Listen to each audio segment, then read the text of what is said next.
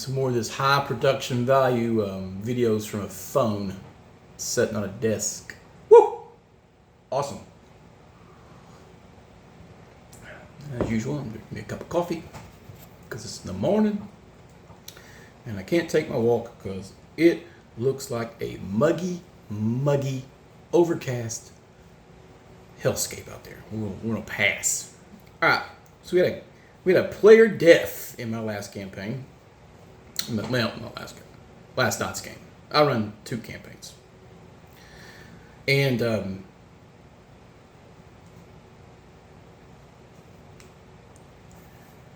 replacement characters.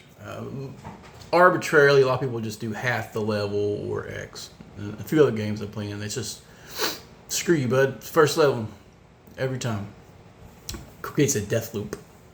I used to be that hard ass, and now I've kind of laxed up on it, where I implemented my persistent XP rule, where all your bonus XP, which is mainly participation XP and doing quests and stuff like that in the game, are your base XP for any replacement characters. So you lose all your monster and treasure XP. It's a big hit, but if you're active and you're doing quests and you're being the good guy, then you'll be able to start second, third, whatever, as you go up. Heroic send-off is something I do, which we've had a couple wipes in this game and everybody restarted, so there's no one left to do the heroic send-off. But we've had a couple characters die and no one's done one, and I mentioned it last night. It's like they remembered. Oh yeah, we have that option. Yeah, I like it. So when a character dies, your surviving players can give you a Viking funeral, a 24-hour bash, a feast. There's a lot of festivities and eulogies and blah, blah, blah. Grave goods. So if I have a tomb made, or I bury you and put your headstone up in our ever-growing character graveyard out behind the tavern or wherever they're adventuring, you can give grave goods. And I do it 100 gold pieces per corpse's level. So this dude's 3rd. So each person can donate up to 300 gold pieces, and they get 300 XP.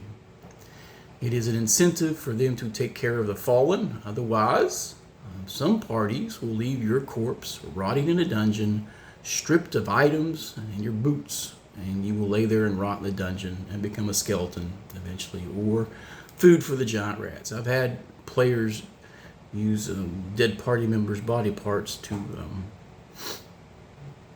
distract dungeon, carrion eaters and stuff. Or, trade the corpses off to the gentleman ghouls. But this time the character's body didn't come back. So I made a rule. You can do a monument. Kind of like the Tomb of the Unknown Soldier, or, there's a body in there. But a monument. So tomb, grave, monument.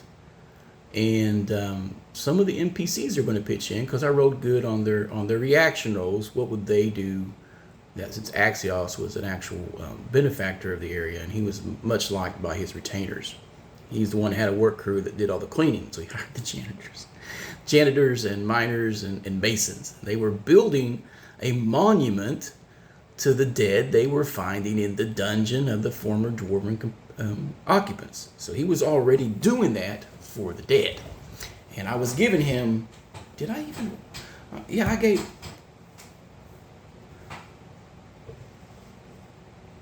gave bonus XP, but I don't remember to the total.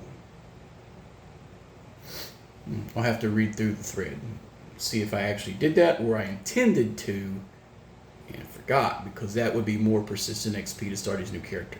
All right, so you have 3 other players, and they can updo 100 gold pieces and grave goods per level of the dead guy, and that's their cap. They get that as XP. He gets it as XP, and because it's bonus XP, it's persistent XP. So they're paying forward in case they die in the future and they don't have to come back as a first level scrub. They can come back a little higher level. So it's an investment. Each donator can also put in a magic item. And these guys are really loath to do that. And they don't have any magic items. Oops. But the item has to be usable by the corpse. You can't put a scroll of detect magic or comprehend languages because you find it useless in the hand of the fighter and expect to get bonus XP. And I award 250 XP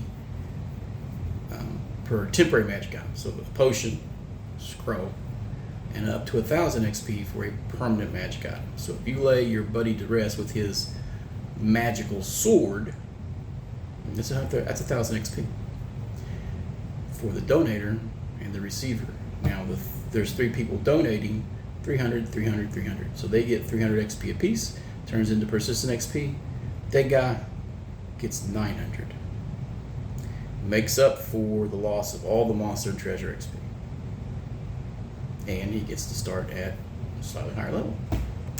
Then he would be, then what his persistent XP would account for. So he's at 2,200. If they do that, it'd be 3,100. He could start with a 3rd level character or maybe a slightly different leveled multi-class character. And they're all multi-class. An entire party of multi-class dwarves right now. And we're adding another player next session, hopefully. And if I know him, he'll probably play a straight class character. He'll play a thief so he can level up quickly and sneaky. So we'll see how this works out. He does play a good thief, but we'll see. This dungeon's deadly. It was made for AD&D. They just figured it out. Now that means they get a lot more treasure because AD&D modules have extra treasure in it because you have training costs, which I'm not doing. I do time. If you have proper resources, you can do it. But I'm not charging people 1,000 gold pieces per level to go up level. Not in old school essentials. I don't see anything in the rules. It'd have to be a house rule. I don't feel like doing it. I do require time and an explanation, though. I am training. I am doing this. I have players who would say they don't do nothing. All I do is drink. I'm not slow. What are you doing? What do you do in your off time? I'm an alcoholic. And I may have the NPCs put in for this. I don't think I'll give bonus XP for it, but I will turn a former retainer into a quest giver since he has his own motivations. But okay. Just thought I'd throw it out there this morning. Heroic send-off. Do you do it? Should you do it? I encourage it, and if you don't, quit being basic.